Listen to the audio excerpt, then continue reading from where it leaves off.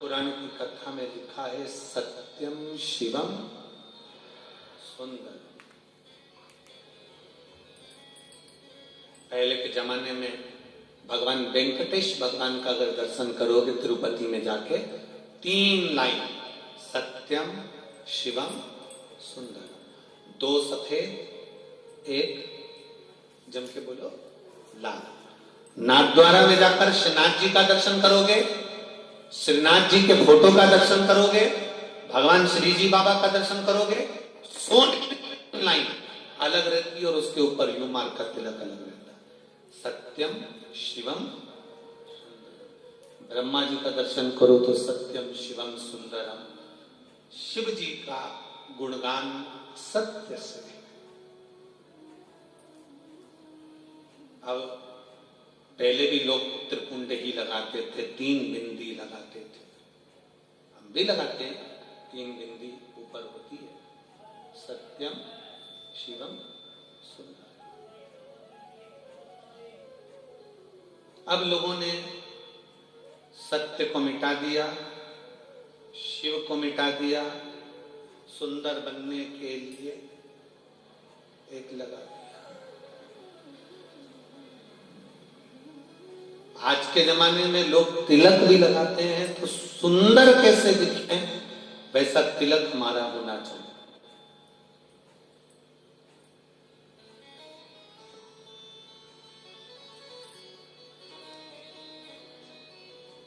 पर सुंदरता किससे आती है?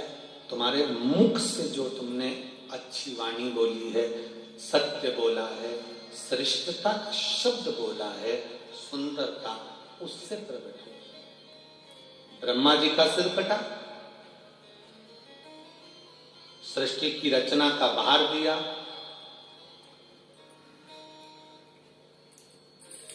पर उस रचना में भी ब्रह्मा जी से भेद हो गए।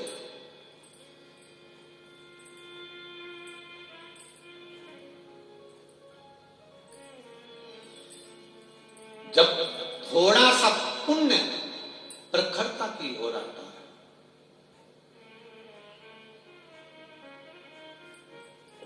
फिर एक बात का स्मरण आप लोगों को रहे, जो लोग दिन भर बैठकर माला जपते हैं या राम नाम या कृष्ण नाम या शिव नाम जपते हो, ये मत सोचना कि हमने बहुत सारा पुण्य इकट्ठा कर लिया।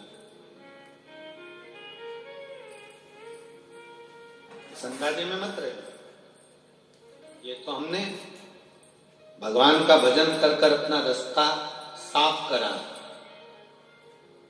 एक कथा आती है बड़ी सुंदर। एक आश्रम में एक साधु रहता था।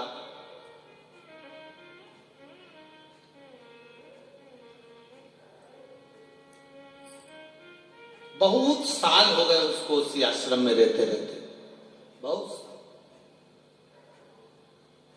और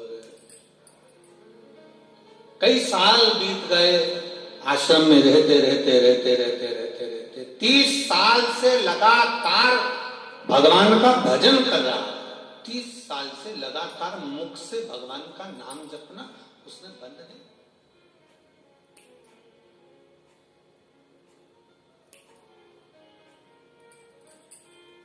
एक दिन माला लेकर बैठा था, इतने में कोई स्त्री उसके स्मरण में आ गई।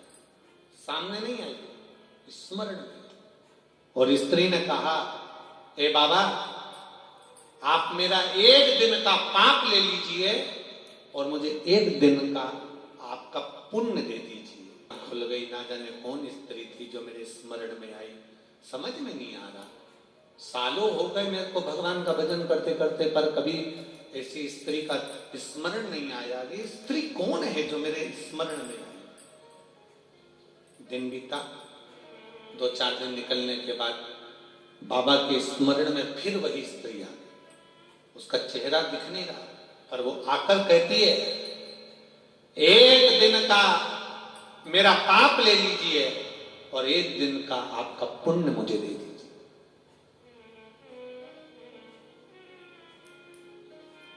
संत के, साधु के समझ में नहीं आया।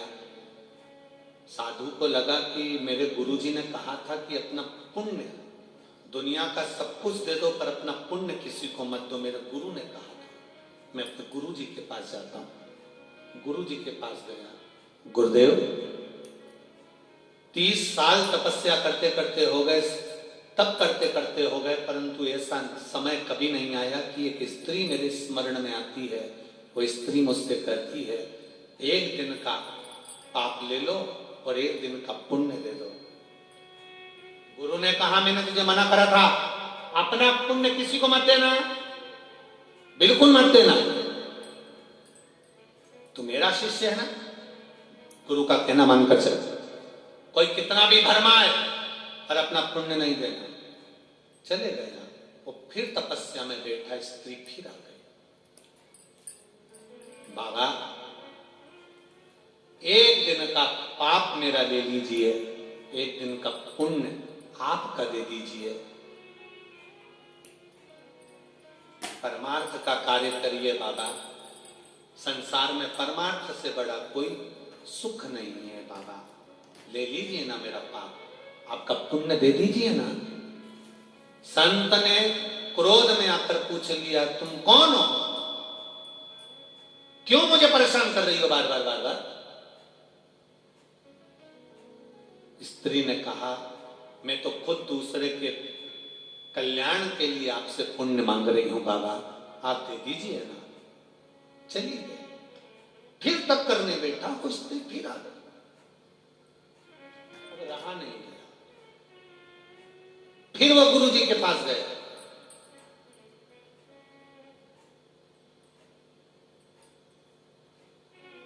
गुरु जी वो स्त्री मेरे को वापिस स्मरण में आ रही है पर समझ में नहीं आ रहा वो क्यों कह रही है मुझसे। वो कहती है परमार्थ करो, कोई बहुत परेशान है, उसका कल्याण करना है, इसलिए मैं आपका पुण्य मांग रही हूं। गुरु जी ने कहा मैंने मना कर दिया ना, नहीं देगा तो नहीं देगा। चले गए। फिर बैठा वो आंख बंद करके, फिर वो स्त्री आ गई। मेरा एक दिन का पाप ले लो, एक दिन का पुण्य दे दो। आखिरी में उसने सोचा क्या करूं, तब उसने देव अधिदेव महादेव को याद किया। हे महादेव, मैंने आज तक तुम्हारा भजन नहीं किया, केवल मैं अपनी भक्ति में लगा रहा, जाप में लगा रहा, स्मरण में लगा रहा, कभी मैंने शंकर का नाम नहीं लिया। परंतु मुझे मालूम है शिव जब भी वे निर्णय देते हैं वो साधारण निर्णय नहीं होता। आज आपसे निर्णय मांग रहा हूं महादेव, मुझे निर्णय दे दीजिए। क्या करूं मैं, क्या करूं। इतनी देर में तो महादेव ने आकाशवाणी कर दी और महादेव ने आकाशवाणी कर कर कहा रे साधु,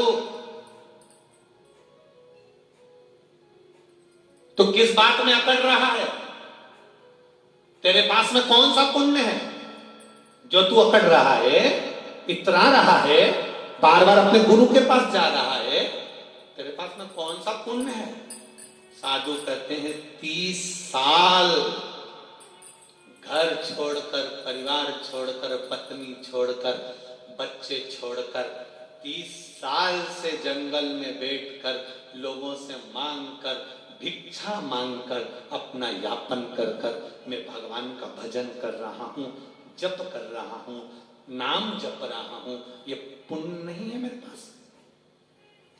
देवादिदेव महादेव ने कहा बच्चे छोड़ दिए, परिवार छोड़ दिया, कुटुंब छोड़ दिया, एकांत में आकर बैठकर नाम जप रहा है, ये पुण्य नहीं है। तो पुण्य किसको कहते हैं। महादेव कहते हैं तेरी पत्नी को तू छोड़कर आ गया था, छोटा सा बच्चा उसकी गोदी में था, 2 बच्चे उसके थे, पत्नी तुमको 3 महीने तक ढूंढती रही, मेरा पति आएगा, पति आएगा, बच्चों के लिए उनका पिता आएगा, तू नहीं आया। दर दर ठोकर खाती, कहीं बर्तन मांजने जाती, कहीं झाड़ू लगाने जाती, सब दूर लोग उसको गलत दृष्टि से देखते। तब एक आश्रम में जहां पर जिसको कुष्ठ रोग हो जाता था, उस कुष्ठ रोग के आश्रम में चली गई और वहां सेवा में लग गई।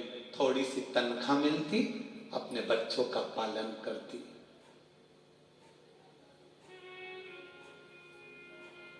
रोज सोचती मेरा पति तपस्या करने के लिए मुझे छोड़कर चले गया।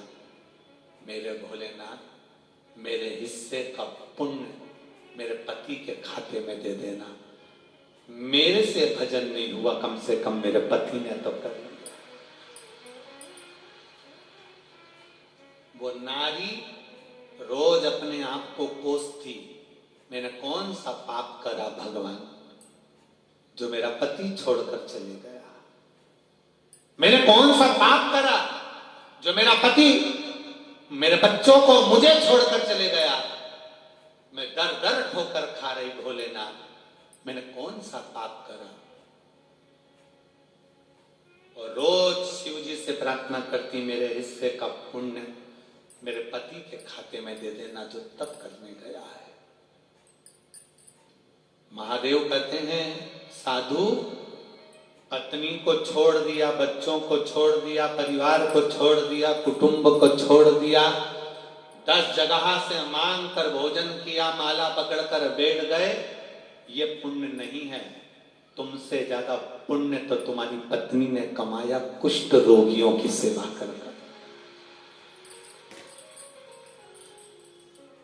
तुमसे ज्यादा पुण्य तुम्हारी पत्नी ने कमाया कुष्ठ रोगियों की सेवा कर।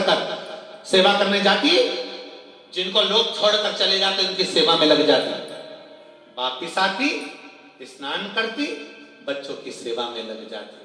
तो भी उसके मन में कितना पुण्य था, जो पति छोड़कर चले गया उसके बाद भी कह रही है कि मेरे पति के खाते में पुण्य चले जाए। तुम्हारे सामने जो बार बार आकर जो स्त्री पाप देकर पुण्य मांग रही है, वो स्त्री कोई दूसरी नहीं है, वो तुम्हारी धर्म पत्नी है, जो तुम्हें पाप नहीं दे रही है। तुमने पुण्य कुछ नहीं कमाया, तो पाप के बहाने वो अपना पुण्य तुझे प्रदान कर रही है, कोई दूसरी नहीं है। अपने क्या कह रही है रोज कि एक दिन का पाप मेरा ले लो, एक दिन का पुण्य तुम्हारा दे दो। वो पाप नहीं दे रही है, तुम्हारे पास में ये गलत फहमी है कि तुम्हारे पास में पुण्य ज्यादा है। जो लोग सोचते हैं कि हम भगवान का इतना नाम ले रहे हैं तो हमने पुण्य कमाया, हमने ढेर सारा पुण्य कमा कर बैठ गए, अंदाजे में मत रहना।